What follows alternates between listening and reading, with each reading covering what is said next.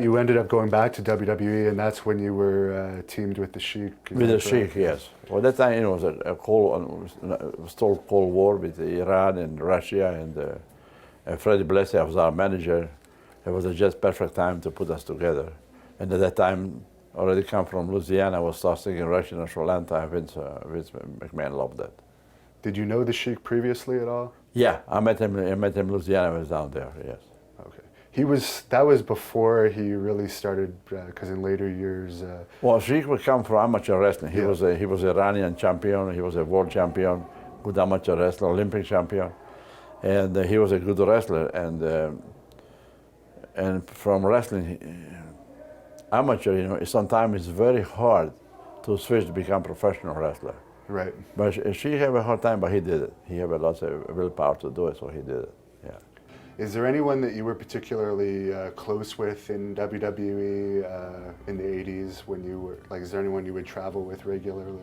Well, I would travel with Iron Shiek because he was tag team champions, Usually tag team champions travel together most of the time, Okay. Yeah.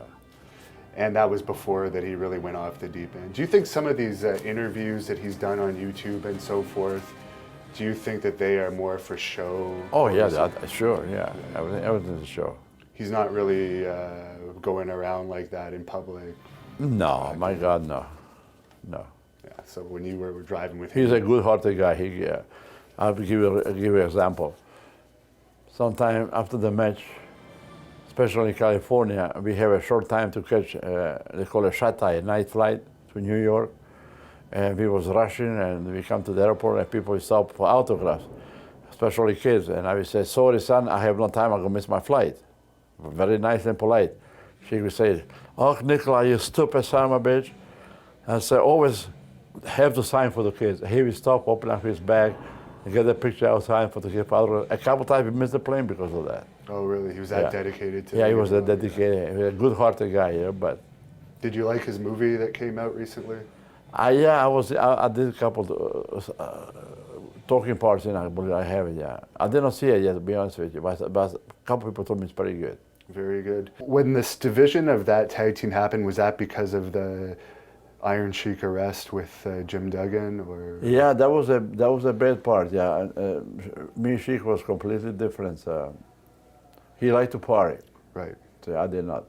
So you weren't going out with him after the shows? No, never, yeah. I've never been in a bar in my life to buy myself a drink, and I'm proud of it. Were you upset about that whole situation? Oh yes, it was very, very upsetting because both guys was good guys, Sheik, but when you do drugs, your brain don't work. You burn the brain cells, and they cannot be replaced. Right. All right. And you do stuff you would never do when you are sober, And I guess the other bad part about that was the breaking of the kayfabe, which was important at the time. Well, at the time, yeah. That's what became kind of the entertainment. And just back to the British Bulldogs for a minute, you probably worked them a lot when you were heels too. Did you like your matches with them? Yeah, I like my matches with them. And they obviously treated you respectfully. Oh yes, yeah.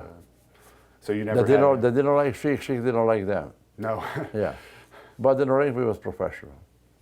Sheik didn't like Billy Robinson either, right? That's a guy Sheik didn't like, yeah.